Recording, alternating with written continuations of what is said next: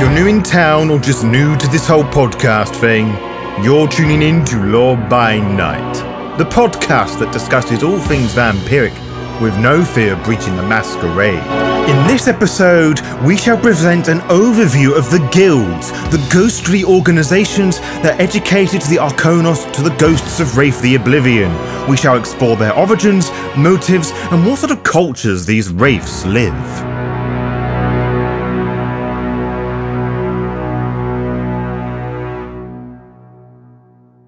Well, punt the dog and call me Moses. You have returned, dear explorer.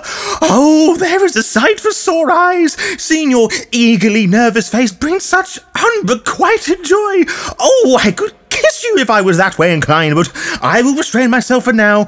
You have been dearly missed. The Phoenix Institute hasn't been quite the same without you here, but hopefully things will pick up again with you doing most of the heavy lifting and charming your way out of trouble with the authorities. You're supernaturally good at it, I must say, but anywho, let's not indulge us with further emotional absences, but look into the futures by looking into the past, present, and ongoing future.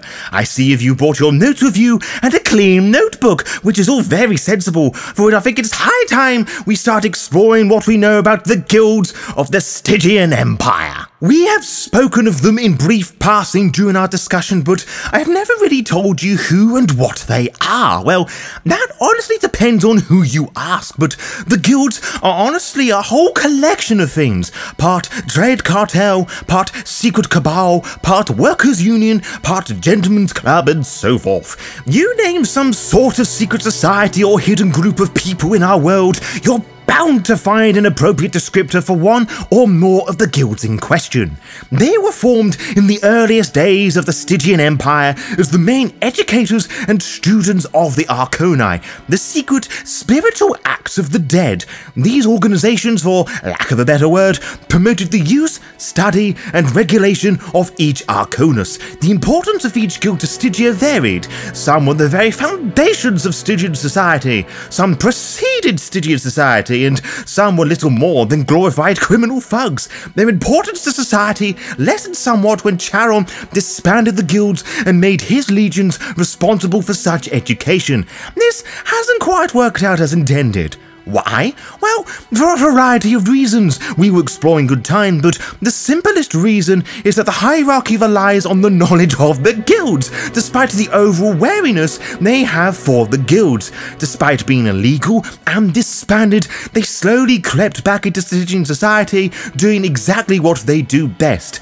As discussed before, the guilds have had quite a controversial history with Charon and his empire. While all Stygian Wraiths are nominally members of the legions based on the circumstances of their death, guild members often trumped loyalty to Stygian as a whole, and the early guilds were often very tight-lipped about the mysteries of their guild. Someone who's well versed with, say, the Argos Arcanos is still known as a Harbinger, even though he, she, or they are not part of the Harbinger's guild. Now, whether the Wraith wants to acknowledge that title is down to them. But how exactly did they come into being? After all, nothing just exists, popping out of the void, so forth. Well, some of the earliest spectres did, but that's not the point I'm trying to make here. Most ghost hunters in the know would start in the medieval point in our history before beginning their vague descriptions and the breaking of the guild that would follow, but our sources and common sense would dictate a much earlier beginning for the guilds, or the collegia, as they were once called during the ancient Roman times, though they did not have the same purpose then, or shape for that matter. The collegia, like the guilds following them, were a mishmash of social clubs and trading cartels, but many were more criminal in focus. There has been much debate on the origin of each guild, especially when each one has its own preferred origin story. Some question official Stygian records, or whether the guilds have downplayed the input of the hierarchy in its establishment. What is certain is that each guild can probably date back to these Roman Wraiths. The social outlet, as it were, gave these Wraiths a means to discuss and study the secrets of the underworld, jealously guarding their secrets, blossoming into the earliest manifestations of what would be referred today as the Arcani. They were tolerated by early Stygian Empire because they would contribute to the Empire. Nutri and his cult in the Artificers Guild built new weapons and materials to use. The Menori served as judges before they were disbanded, and the Useras kept the earliest records. Only the most rudimentary powers and uses existed during these rudimentary times. As more Wraiths sought interest in these secrets, the numbers of the various collegia grew, and there were fights and spats between similar and competing groups. It has been suggested that the Stygian Empire encouraged, provoked, and aided in these parts, all benefiting the Legion by eliminating who they were deemed to be the troublemakers. Can imagine that many of these proto-guilds seemingly disappeared to our knowledges. As Rome fell, as did the first incarnation of Stygia, spectres claimed the lives of barbarians and mad rulers aplenty, swarming Stygia as they once did Rome. This also coincided in the first of 5 great maelstroms, near apocalyptic winds that left Stygia in ruin. It caused an interesting change for the then new guilds, as there was suddenly a greater need for their services and gifts to essentially rebuild Stygia and many artifacts, among other things of course. The Legion, being the cowardly troublemakers they were of all political natures, were afraid of the growing power and wanted to make use of said power. They granted the guilds the legal monopoly of the powers they developed, recognizing all their arts, but only one charter would be offered for each explained power. What they hoped was for the years of distrust the guilds had started to build for each other would form to ally with the legions for safety, granting the legions for control over the power of the Arcanos. What actually did was spark a bloody huge war between the guilds, the aptly named War of the Guilds, which lasted officially from 1096 to 1354. Violence between them suddenly became a powerful motivator for the guilds. Street fights and assassinations took out competitors as many became shadow-eaten, which is to say, they became spectres or were sent straight to Oblivion.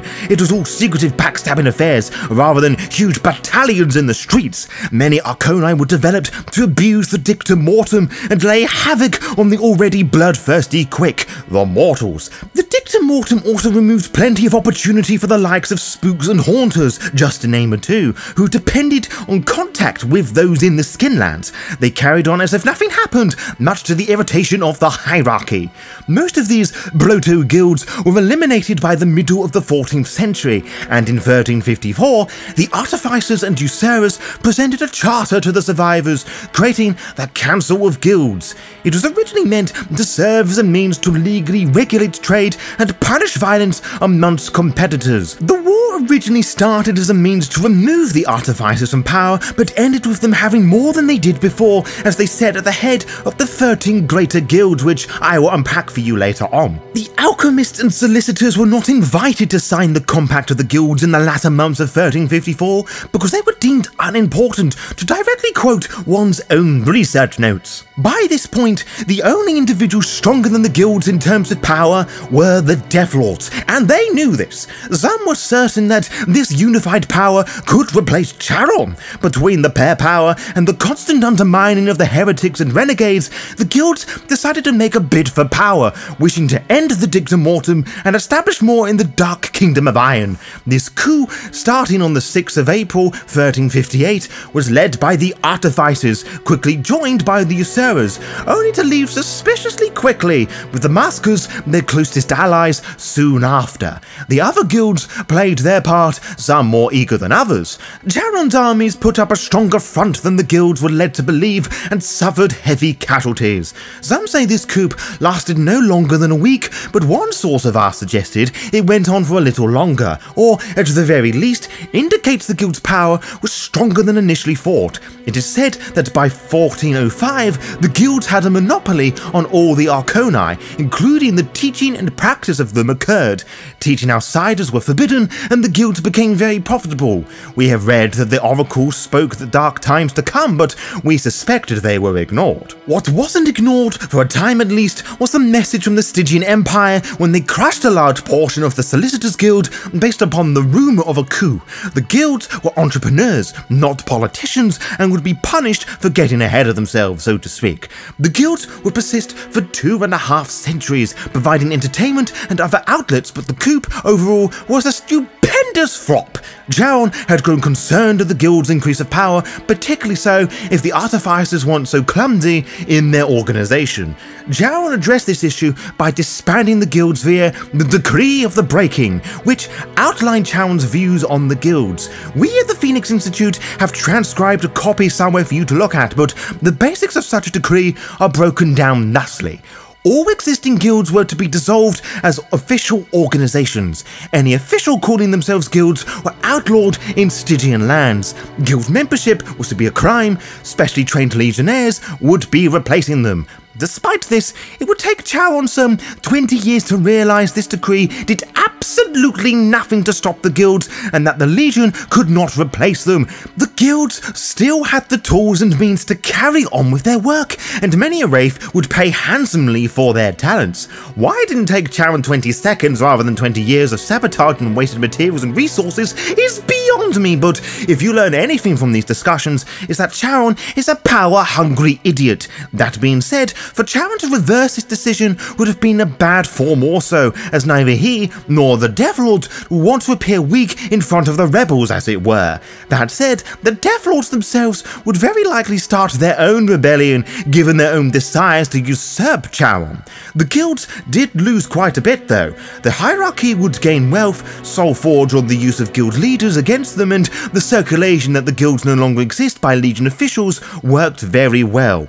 Since that time, the guilds have continued to exist, some more openly than others, because certain guilds are absolutely necessary for Stygia to continue. Some necropoli in the Shadowlands, however, are guild-friendly or even under the control of a guild. The inverse is also true, where guild influence is stamped out from being the danger they are meant to be in the restless society.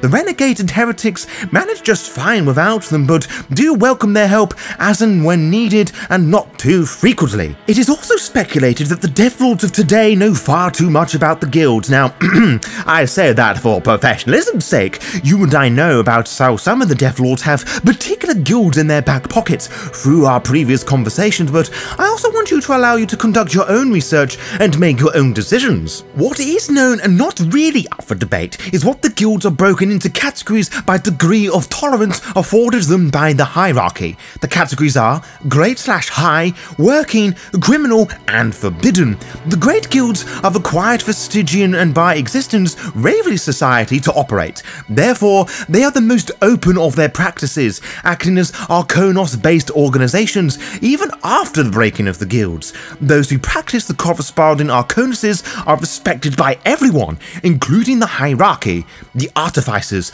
are less required for the inhabit Arcanos than their mastery of soul forging. They consider themselves the oldest guild. Their founder Nudgely is arguably the most respected and well-known Wraith after Charon and the Lady of Fate. The Maskers, the Masters of Moliate, are responsible for the majority of Stygia's plasmic goods, after the Artificers of course. They are well accepted within Stygia, even though the Maskers often use their abilities to skirt extremely dirty business.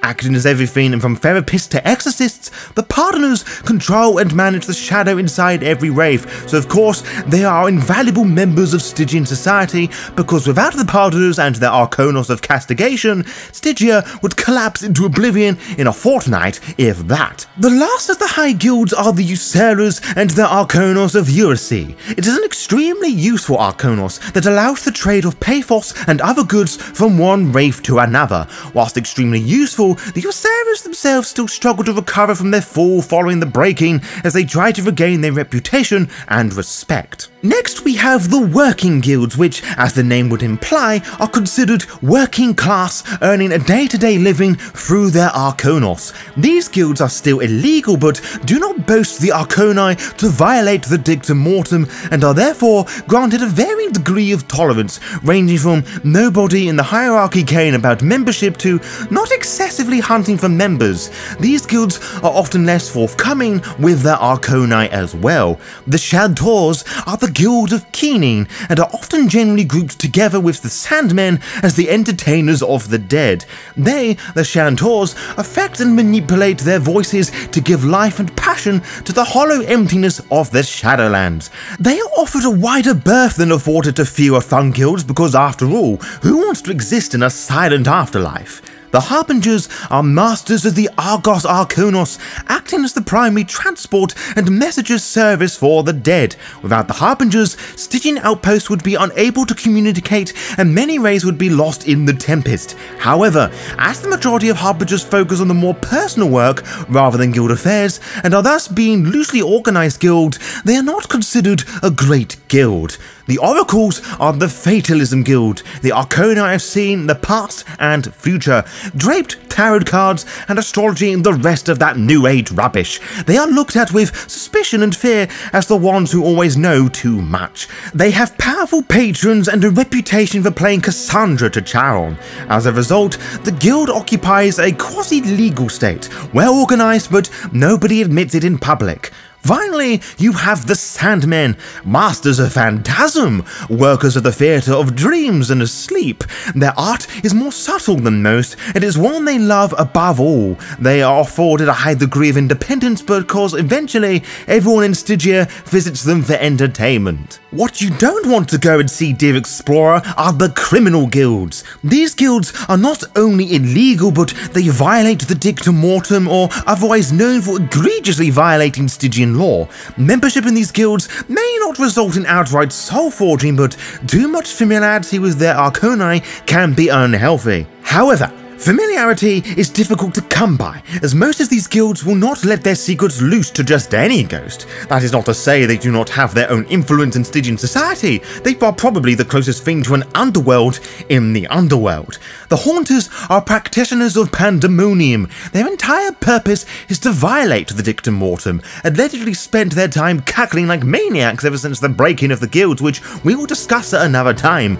The Monitors practice life web, which is a critical Arcanos for the maintenance of fetters, allowing the Monitors to watch, visit, and protect the fetters of themselves and others, but regardless, the Monitors are mistrusted due to their encouraging abuse of their Arcanos by the guild. If they are not so paranoid and generally unpleasant, they would likely have an easier time in Stygian society. The Spooks are a collaboration of adoptive families united by their mastery of outrage, their control of pathos running, and other quasi-legal enterprises, and their willingness to do head-busting favours as often as possible. Ow, I shouldn't have punched my hand like that. They are much like the mafia of the living. You don't know they exist until you need a favour from them.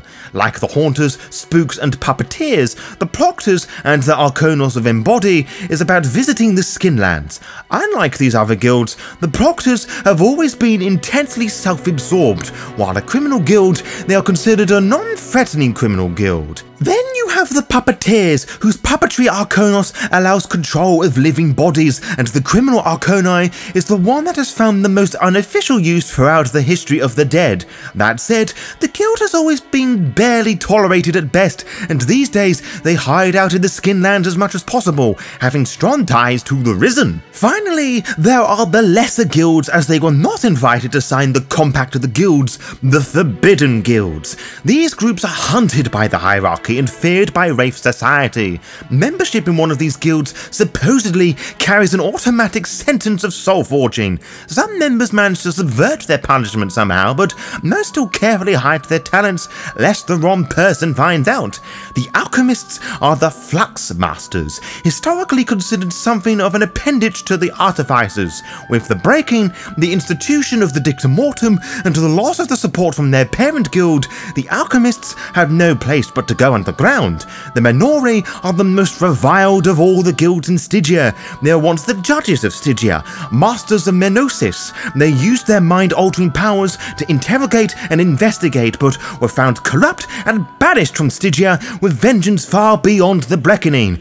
Any which are left use their powers now as mind robbers, stealing and sending back the memories of victimized Wraiths. They are spoken of in frightened whispers and have no place in open Stygian society. The punishment for Menori membership is soul forging, no questions asked. And last, and certainly not least, are the solicitors, who were never part of the guilds per se. This cabal of intimation masters could change and manipulate the desires of others. This power has fearsome potential, as in the wrong hands, it could change someone's entire identity in a mere instant. Despised by Stygian society, they've continued illegally since the breaking as if nothing ever happened. Even with the simplest breaking down of the guilds like this, it is easy to see that the guilds hold far too much power for their own good. It will not surprise me if we learn of another Coopers in the making, or something far more sinister, which is probably something lurking in the back of every mind of every Wraith that disdains the guilds.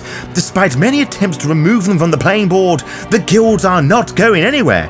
Everyone, and I mean everyone, needs the guilds. To be kept updated, follow the Law by Night VTM Twitter and Instagram pages to find out when we upload each episode. You can also find out by subscribing to the YouTube channel and clicking on the little bell, as you'll be immediately notified when the latest episode is live. Until next time, farewell.